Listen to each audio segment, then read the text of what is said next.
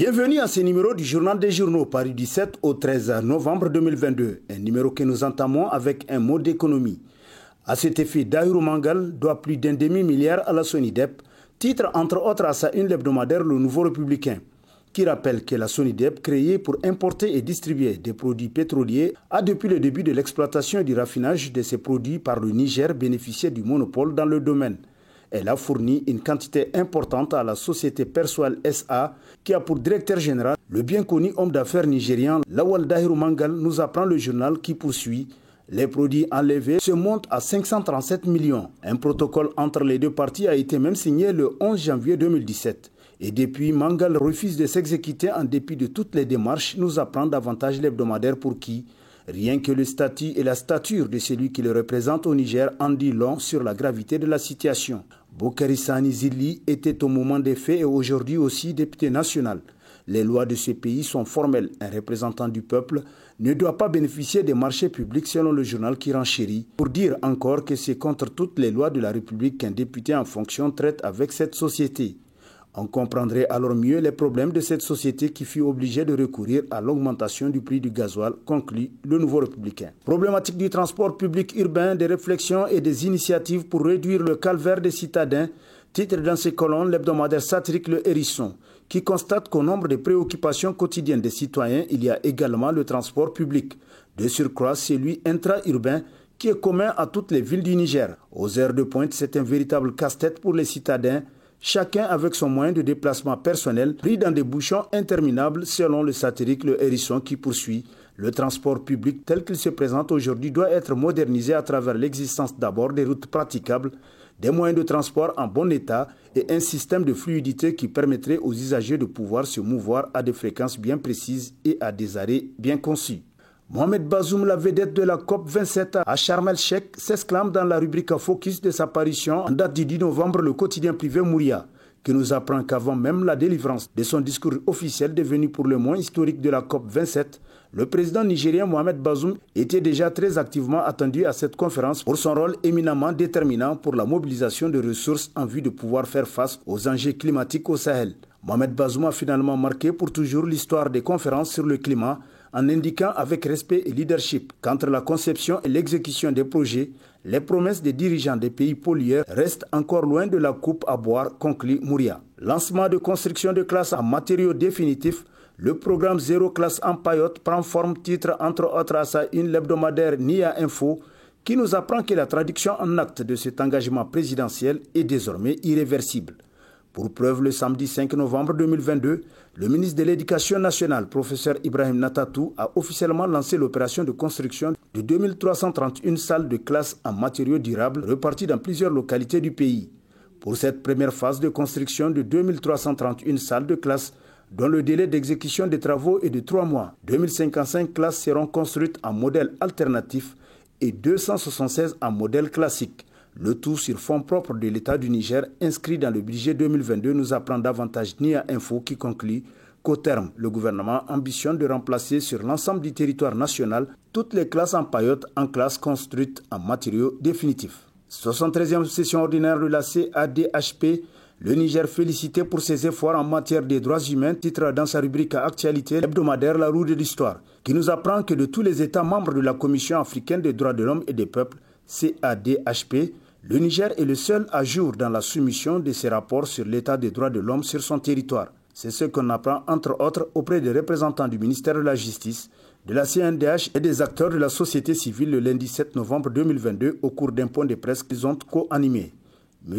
Insa Garba, rapporteur général de la CNDH, a entre autres souligné que depuis 2017, la CNDH du Niger avait son accréditation au statut A avec 6 éléments de réserve et de renchérir que jusqu'ici, la CNDH a pu jouer sa partition chaque fois que cela est nécessaire. En rappel, la CADHP a été créée le 2 novembre 1987 à Addis Abeba en Éthiopie.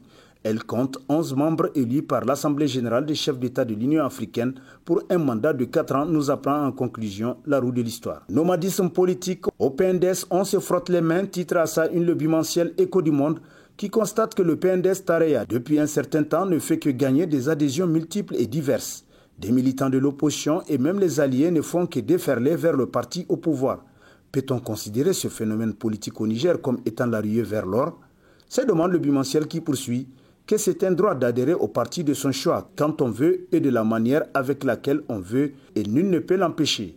Car c'est aussi ce qui fait le charme de la démocratie qui respecte la liberté des citoyens sous toutes ses formes, constate le journal pour qui aussi l'on ne peut obliger à X ou à Y une certaine conduite ou même le respect de la logique ou de l'éthique en la matière. Conseil fédéral PNDS de Tillabéri, les assises tenues dans l'unité et la cohésion, s'exclame Niger Inter Hebdo, qui nous rappelle que le samedi 5 novembre dernier s'est déroulé à Tillabéri le conseil fédéral électif du PNDS Tareya de la région, en présence du président par intérim du parti, M. Fouma Koigado, des responsables départementaux du parti et des représentants des partis alliés.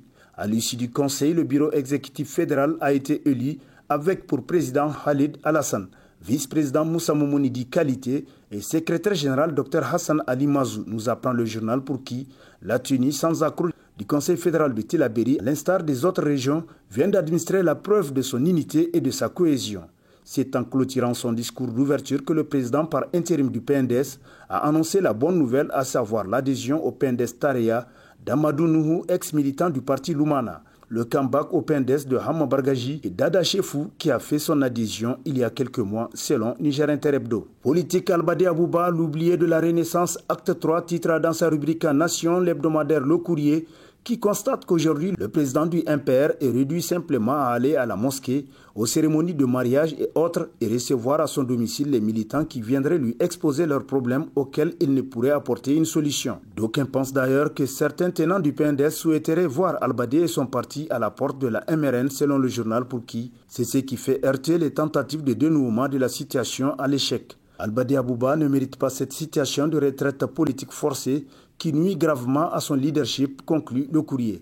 Communiqué de presse crise à l'ITN, l'USPT suspend sa participation aux activités de l'intersyndicale, titre dans sa rubrique Société, l'hebdomadaire La Flamme, pour qui, au moment où il s'attelle à l'organisation du Conseil central extraordinaire, prévu pour le 26 novembre 2022, le Bureau exécutif national de l'ISPT a découvert avec amertume et stupéfaction la participation de certains secrétaires généraux des centrales syndicales ou leurs représentants à une rencontre avec l'ancien SG de l'ISPT.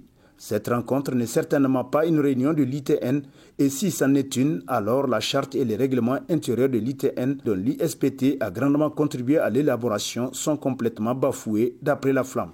Insécurité grandissante dans la région d'Agadez, pourquoi les autorités compétentes refusent de prendre des mesures? Se demande l'hebdomadaire L'Actualité. D'après qui, ces derniers temps, la sécurité des populations de la région d'Agadez ainsi que de leurs biens est sérieusement menacée dans la douceur, malgré les dispositions sécuritaires mises en place.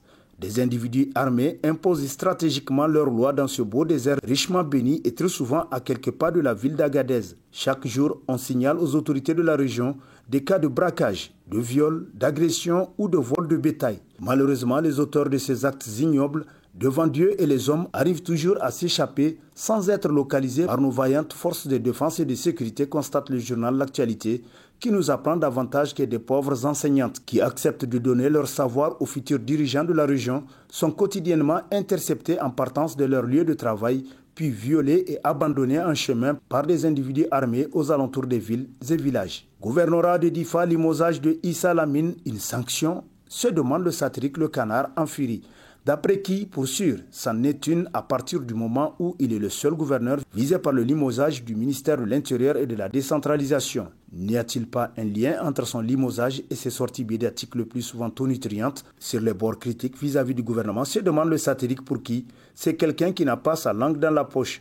Ce qu'il a envie de dire, il le dit de manière directe, sans aucun détour, quitte à déplaire à celui à qui il s'adresse. Il n'y a pas longtemps encore, quand la crue de la rivière Komadougou a inondé une bonne partie de l'axe routier reliant Difa à Ngimi, Issa Lamine a vertement critiqué le laxisme du ministère de l'Équipement pour avoir négligé les travaux de réfection de l'axe dont le coût n'atteignait même pas 10 millions de francs CFA en ce moment, selon lui, tel que rapporté par le Canard en furie. Réunion des acteurs ruraux de fin de campagne agro-silvopastorale 2022, tous unanimes pour le 31 décembre 2022 comme date de libération des champs dans le département de Dosso, titre dans ses colonnes l'hebdomadaire Niger Times qui nous apprend que comme légiféré à travers l'ordonnance du 20 mai 2010 relative au pastoralisme, notamment en son article 34, La tenue des réunions de fermeture et de libération des champs de culture pluviale aux animaux s'impose en vue de favoriser une bonne intégration entre agriculteurs et éleveurs. Le mardi 8 novembre 2022, la salle de réunion du gouvernorat du Dosso a abrité les travaux de la réunion de tous les acteurs ruraux du département du Dosso en vue de décider d'un calendrier pour la libération des champs selon le journal qui poursuit que peu avant la fin de la journée. La réunion des acteurs ruraux de fin de campagne agro-silvo-pastorale avec la participation de toutes les communes a arrêté la date de libération des champs pour le 31 décembre 2022. Des recommandations ont été présentées à l'endroit des agriculteurs et aux éleveurs selon Niger Times. Et sur ce prend fin le présent numéro de la revue de presse. Prochain rendez-vous, plaise à Dieu dans une semaine avec toujours la même passion de vous servir. Bonne lecture et au revoir.